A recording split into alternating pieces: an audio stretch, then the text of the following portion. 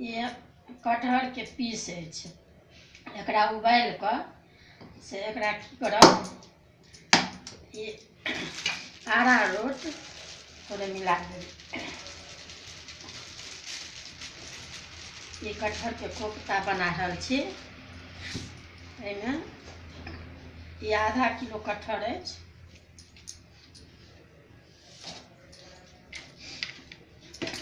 ये अरारोट, नमक आ हल्दी आ हल्का ये सब्जी मसाला कनिक एहिमे मिला कऽ आ एकरा पूरा मिला लिअ।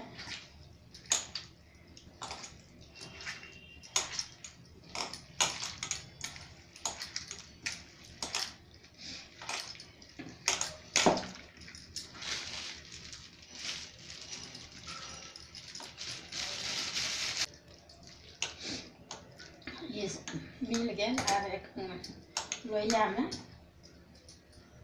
एहिमे तेल कनिक नीक जकाँ देबै।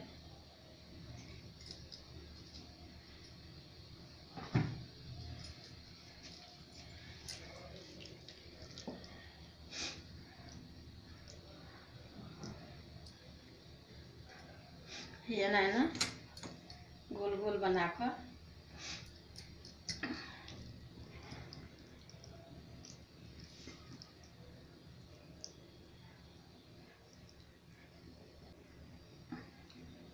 अब तेल गरम भऽ गेल।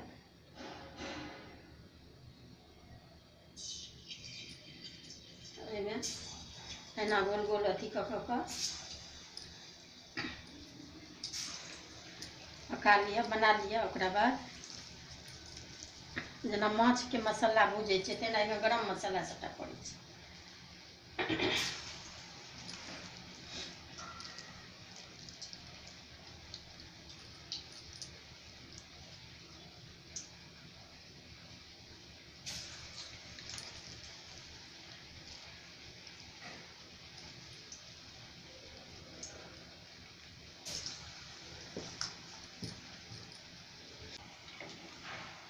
भऽ गेल आब ई गड़ी जकाँ लाल लाल। आब एकरा निकालि लिअ। अपन जतेक बनेबाक हुए से अहिना कऽ कऽ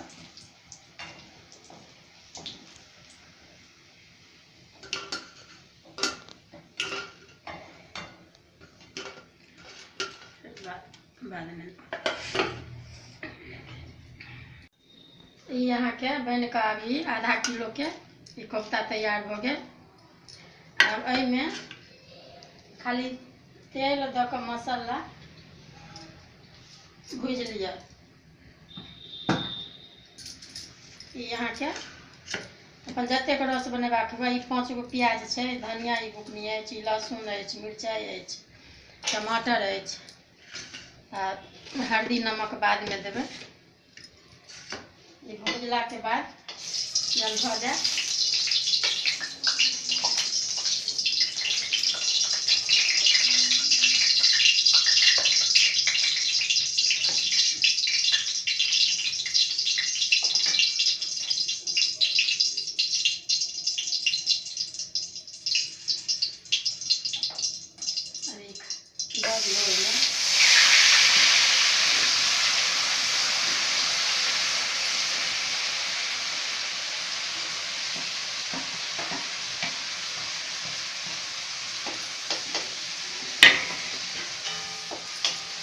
कनि मिरचाइके बुकनी अपन जेहन तरहसँ अगर खाइत होइ तेहन अपन अंदाजसँ नमक आ मिरचाइ आ टमाटर खसा दियौ।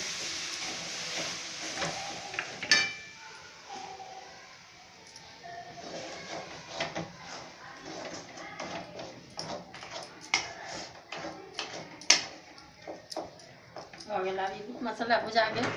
आब जतेक रस दैके अछि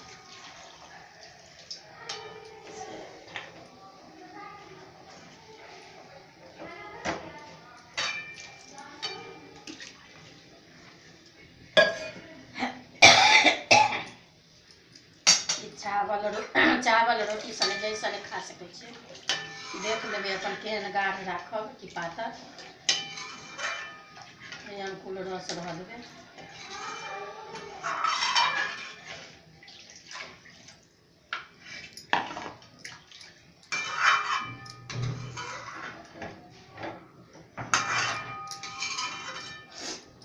भऽ गेल। आब ई रस दऽ देलियै। आब अपन नमक अन्दाजसँ जतेक दैके हुए से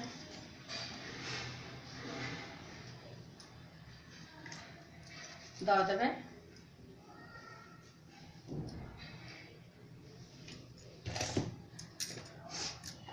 भऽ गेल। आब कनि कालमे रखै छियै। एखन फेर कनि कालके बाद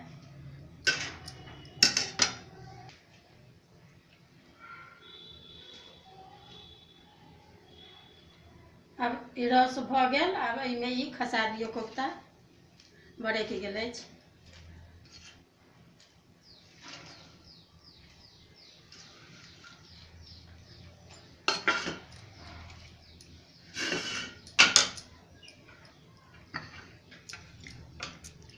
आब एहिमे बेसी खोलैके बरकैके नहि छै काज। ई अछि सब्जी मसाला। ई अपना घरेमे गरम मसाला पीसने छियै। बड़का इलायची, छोटका इलायची, लौंग, दालचीनी, गरम मसालाके फूल, ई जीराके बुकनी अछि। आ ई कस्तूरी मेथी आ ई धनी पत्ता। आब एहिमे मिला कऽ सभटा दऽ दियौ उतारै समयमे।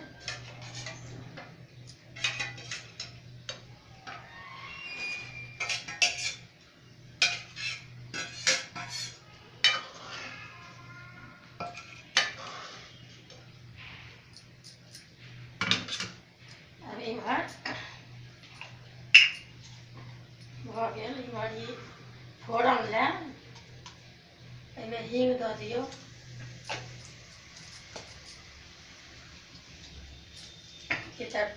ई जीरा दऽ दियौ। तेजपत्ता दऽ कऽ आ कनि घी हुए तऽ घी कनिक दऽ देबै।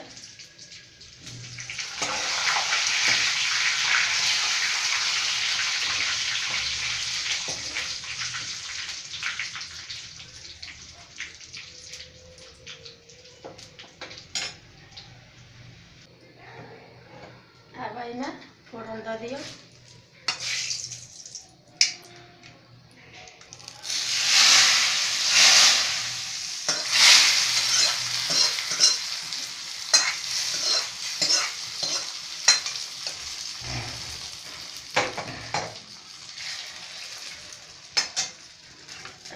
धनिया पत्ता